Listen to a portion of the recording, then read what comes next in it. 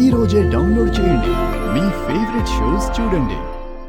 ఎలా అయితే మన పనిలో మనం సాక్ష్యాధారాలు లేకుండా ఒక కథ నిజమని నమ్మలేమో, అలాగే మన వాళ్ళ విషయంలో కూడా తప్పు ఒప్పు అని మనం చెప్పలేము.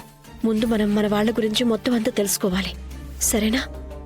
సరే, ఓకే రిపోర్టర్ గారు, ఐఎమ్ సారీ. సరే సరే, ఇంకా ఓవర్ కానివ్వకు, పని కానివ్వు. సరే, నేను కనుక్కుంటాను. రాఘవ్, మీకు నర్మదా ఆంటీకి మధ్య ఏం జరిగినా సరే మీరది మర్చిపోయి ముందుకు సాగిపోవాలి. ఈ గొడవని శాశ్వతంగా మనం ముగించుకోవాలి. అప్పుడే మీ మనసుకు ప్రశాంతత కలుగుతుంది. పైగా మీరు మళ్ళీ ద్వేషంతో మీ మానవత్వాన్ని వదులుకోకుండా ఉంటారు.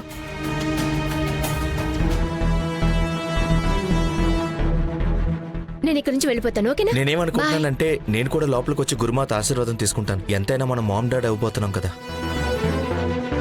ఇది ఆ రోజు వీడియోనే కదా ఉన్నతి, నువ్వు గురుమాతని కలవడానికి వెళ్ళిన రోజు? అవును, నేను నా ఫ్రెండ్స్ ని కలవడానికి వెళ్ళాను. అయితే ఏంటి? అయితే ఏంటా? నువ్వు నాకు అబద్ధం చెప్పావు ఉన్నతి.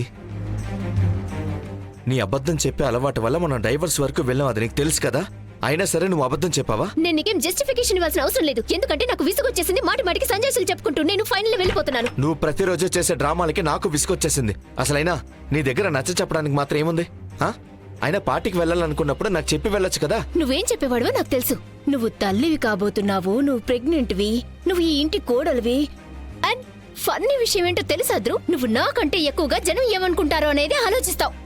ఒక మౌన్ ఉన్నతి, నువ్వు అసలు నాకు చెప్పడానికి ప్రయత్నించావా? ఎలా చెప్తాను ధ్రువ్? నువ్వెప్పుడు నాకు ఆ ధైర్యాన్ని కలిగించలేదు. నేను భయపడకుండా నా మనసులో మాట నీకు చెప్పడానికి. అండ్ ఎనీవేస్, ఈ మధ్య నువ్వు ఎవరో మిడిల్ ఏజ్ అంకుల్ లాగా బిహేవ్ చేస్తున్నావు. నేను ప్రేమించిన నా కేర్ ఫ్రీ యంగ్ ధ్రువ్ ఎక్కడున్నాడో చెప్పు నువ్వు నాకు. తనకి లైఫ్ ని ఎంజాయ్ చేయడం తెలుసు. ఇప్పుడు నువ్వు లైఫ్ లో ప్రతి మూమెంట్ ని క్యాల్కులేట్ చేసే వ్యక్తి అయిపోయావు. ఇలా చెయ్యాలి, అలా చేయకూడదు, ఇలా చేస్తే అలా అయిపోతుంది అండ్ చిన్న చిన్న విషయాలకు కూడా చాలా ఆలోచిస్తున్నావు. ఆలోచించాల్సి వస్తుంది ఉన్నతి. నా దగ్గర నీలాగా కళల బంగ్లాల్లో బతికే స్వేచ్ఛ లేదు. అండ్ నేనే సిద్ధంగా లేను ఉన్నతి. మన జీవితాల్లోనే అతిపెద్ద నిజమైన మన పెళ్లికి రాత్రికి రాత్రి నేను పెద్దోన్ని అవ్వాల్సి వచ్చింది. అండ్ దానికి కారణం కేవలం నువ్వే. సరే ధ్రువ్, నేను చాలా చెడ్డదాన్ని కదా. అయితే నేను నీకు ఇంకా ప్రాబ్లమ్స్ పెంచను. నేను శాశ్వతంగా వెళ్ళిపోతున్నాను.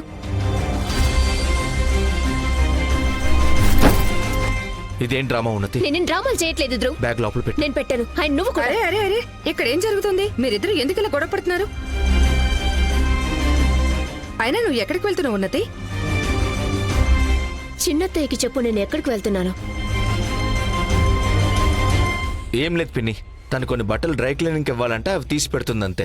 మీకు తెలుసు కదా, డ్రై క్లీనింగ్ కి చాలా డబ్బులు ఖర్చు అయిపోతాయి. మీరు ఇంట్లో వాషింగ్ మిషన్ లో బట్టలు ఉతుక్కోండి. అయినా ఇది కూడా డ్రై క్లీనింగ్ చేస్తారా? నాకు తెలుసు పిన్ని, డ్రై క్లీనింగ్ ఖరీదైందే. కానీ తన భర్త ఈ మాత్రం సంపాదిస్తున్నాడు కదా, అప్పుడప్పుడు డ్రై క్లీనింగ్ చేయించుకోవచ్చు కదా. అంతా నీ ఇష్టం.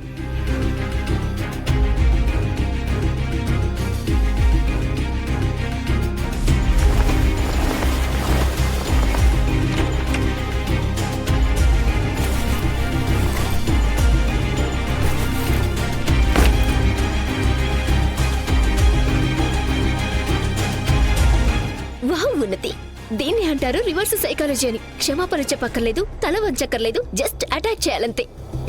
నాకు ఈ కొత్త ఉన్నతి చాలా బాగా నచ్చేసింది.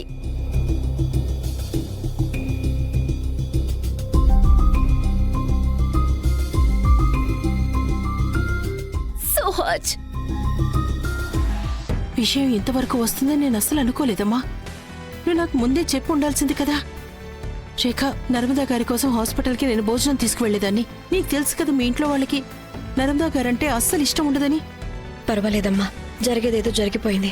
పిన్ని, ఏమైంది? మీరు బానే ఉన్నారా? ఎలా బాగుంటాను రేఖ? ధ్రువ్ 250 రూపాయలు ఖర్చు పెడుతున్నాడు బట్టలు డ్రై క్లీనింగ్ చేయించడానికి. అది కూడా తన మహారాణి భార్య కోసం. పిన్ని, బహుశా ధ్రువ్ తన ప్రేమను చూపించే పద్ధతి అయ్యుండొచ్చుగా.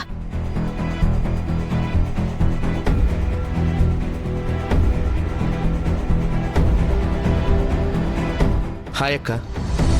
ఏమైంది ధ్రువ్? నీ ముఖం ఎందుకలా వాడిపోయింది?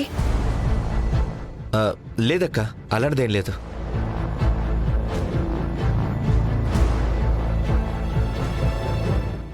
రేఖ, నా దగ్గర ఒక ఐడియా ఉంది. మనం ధ్రువ్ని డ్రై క్లీన్ చేస్తే ఎలా ఉంటుంది? అప్పుడే తన వాడిపోయిన ముఖం కూడా మెరిసిపోతుంది. సూపర్ ఐడియా అమ్మా.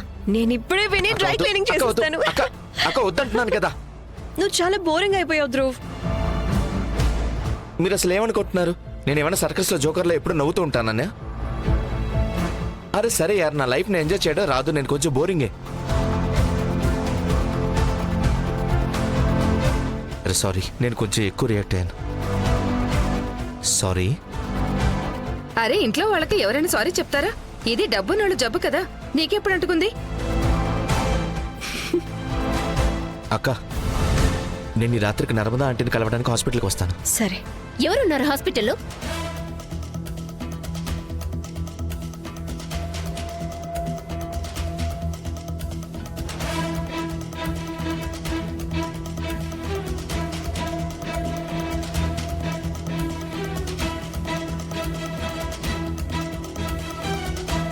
మీరెందుకు చెప్పట్లేదు హాస్పిటల్లో ఎవరున్నారో?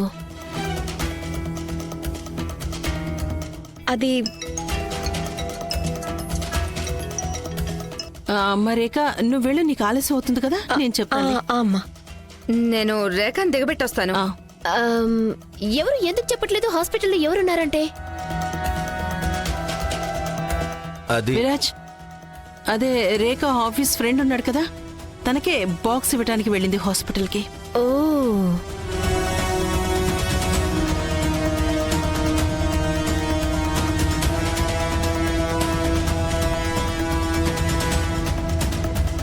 మమ్మీ, ఆ, నువ్వెంత సులువుగా ఉన్నతికి అబద్ధం చెప్పేశావు. నిన్న రాత్రి నువ్వే చెప్పావు కదా, ఏదైనా విషయానికి ఉన్నతికి బాధ కలిగితే అది చెప్పకపోవడం మంచిదని, దానికోసం కొంచెం అబద్ధం చెప్పాల్సి వచ్చినా పర్లేదని. అంతే. అందుకే ఉన్నతి బాధపడడం నాకు ఇష్టం లేదు. అందుకే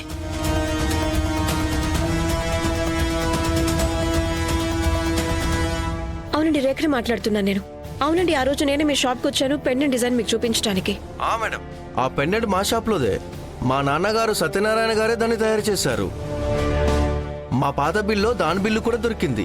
థ్యాంక్ యూ సో మచ్. నేను నాకు చెప్పగలుగుతారా ఆ రోజు మీ దగ్గరకు వచ్చి పెండెంట్ కొన్న వ్యక్తి ఎవరు? చూడండి, ప్రస్తుతానికైతే నేను ఇంట్లోనే ఉన్నాను, బిల్ ఏమో షాప్ లో ఉంది. మీరు ఒక పని చేయండి, షాప్ కి వెళ్ళి బిల్ తీసుకోండి. నేను ఇప్పుడైతే రాలేనండి. మా రిలేటివ్ ఒకరు హాస్పిటల్లో అడ్మిట్ అయి ఉన్నారు. అయితే మీరు ఒక పని చేయండి, బిల్ మా ఇంటికి పంపించండి. నేను రేపు పొద్దున పంపిస్తాను మేడం బిల్. మీరు నాకు మీ అడ్రస్ ఈ నెంబర్ కి పంపించండి. అలాగేనండి, తప్పకుండా పంపిస్తాను. థ్యాంక్ యూ దుర్గమ్మ తల్లి. ఇప్పుడు నాకు రాఘవ వాళ్ళ అమ్మగారి గురించి తెలిసిపోతుంది. అడ్రస్.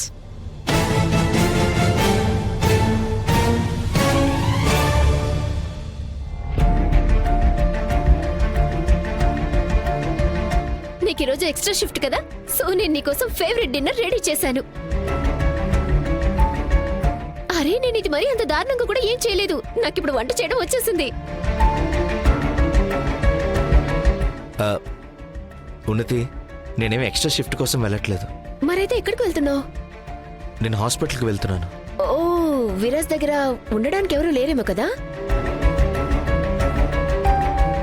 ఉన్నతి, విరాజ్ చాలా బాగున్నాడు, తనకేం కాలేదు.